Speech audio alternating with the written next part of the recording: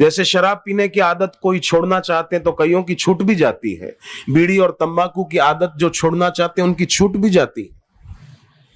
ऐसे ही शुभ को कल पर टालने की आदत जो पुरानी है वो भी अगर छोड़ना चाहें तो छूट सकती है।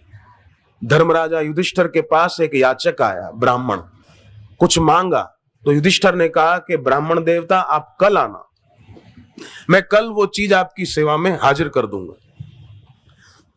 ब्राह्मण तो ठीक है कहकर जाने लगे तो भीम ने नगारा बजाना शुरू कर दिया। जोर जोर से भीम नगारा बजाने लगे।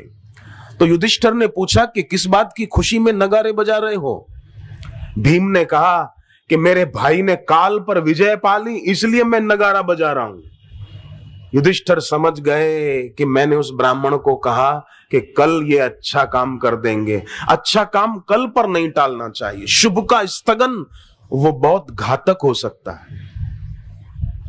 और हमारे यहां कई लोग शुभ को टाल रहे हैं। अभी क्या चलिए, अभी क्या जल्दी है, अभी क्या जल्दी है, अभी तो जवानी है, खाओ पियो मजा करो। नहीं, क्या भरोसा है इस जिंदगानी का, आदमी बुलबुला है एक पानी का। पानी के बुलबुले की आयु कितनी? ये कर लूं, जरा ये कर लूं, बस मेरा ये उद्देश्य है, मेरा ये उद्देश्य है, मेरे को एक बार बस ये बन जाना है, मेरे को एक बार बस यूके का वीजा मिल जाए, स्टडी वीजा, वहां जाकर पढ़ूंगा और पाउंड भी कमाऊंगा।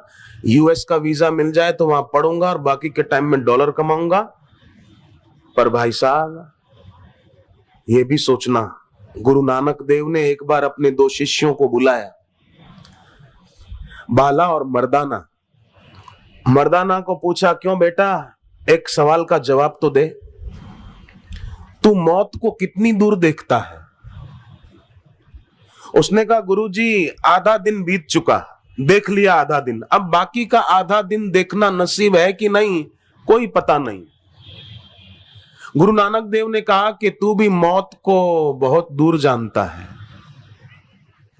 बाला को पूछा, तू बता मौत को कितनी दूर तू जानता है? बोले, गुरुजी यहां बैठे हैं, यहां से सोचे कि हम अमुक जगह जाएंगे, पर जाते जाते रास्ते में ही प्राण निकल जाएं, क्या पता। गुरु नानक देव ने कहा कि बेटे तू भी मौत को बहुत दूर जानता है। श्वास लिया तो आदम, श्वास बाहर छोड़ा और अंदर ना आया तो नादम। श्वास लेकर छोड़ा तो क्या पता वो अंदर आएगा कि नहीं। ये सोचकर गुरु नानक देव ने कहा, डरना नहीं है, व्यक्ति को अपना विवेक बढ़ाना और भगवान में प्रेम बढ़ाना। सर्व रोग की औषध नाम, सभी रोगों की औषधि भी भगवान का नाम है। और वो भगवान का नाम सदगुरु के मुख से दीक्षा में मिल जाए तो कहना ही क्या। आप सोचिए जरा, एक आदमी के घर पर टिंचर की शीशी नीचे गिरी, टूटी तो टिंचर ढुल गया। टिंचर होता है ना, खून निकला हो लगाओ तो खून बंद हो जाता है, तो शीशी ढुल गई। तो वो चिल्लाया पति पत्नी को, चाकू ला जल्दी, चाकू ला। सुनती नहीं, तू बहरी हो गई, चाकू लेके आ जल्दी, टिंचर ढुल गया है, शीशी टूट गई उसकी। पत्नी को हुआ टिंचर की शीशी टूट गई, ढुल गया, तो इसमें चाकू क्यों मंगा रहे हैं। वो ले आई चाकू, तो उसने अपनी हाथ को चीरना शुरू कर दिया, कलाई को चाकू से चीरने लगा। और जब खून बहुत निकलने लगा तो जमीन पर जहां टिंचर ढुला हुआ था वहां रगड़ने लगा कि टिंचर का सदुपयोग कर रहा हूं, खून निकला है, टिंचर ऐसे ही क्यों जाने दूं। अब टिंचर की शीशी बाजार में से दूसरी मिल जाएगी, अपना खून क्यों बहा रहा है। आपको लगेगा कि आदमी बेवकूफ है, पर खोजने जाने की जरूरत नहीं है कि वो कहां रहता होगा। दुनिया में बहुत लोग ऐसा ही कर रहे हैं। श्वासों के हीरे गंवा देते हैं तुच्छ कंकड़ और पत्थर इकट्ठे करने में। सोचते हैं कि हमने ये कमा लिया, हमने ये कमा लिया, हमने ये पा लिया। पर हनुमान जी कहते हैं,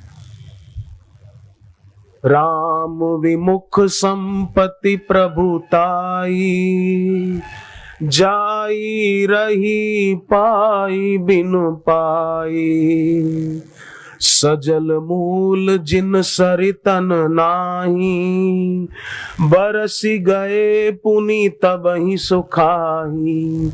जिन नदियों का मूल सजल नहीं है, वो नदियां बरसात की सीजन पूरी होने पर सूख जाती हैं। गंगा देखो गंगोत्री से जुड़ी है, पानी कितना है उसमें। यमुना यमुनोत्री से जुड़ी है, गोदावरी ब्रह्मगिरी पर्वत से जुड़ी है, नर्मदा अमरकंटक से जुड़ी है, सजल है।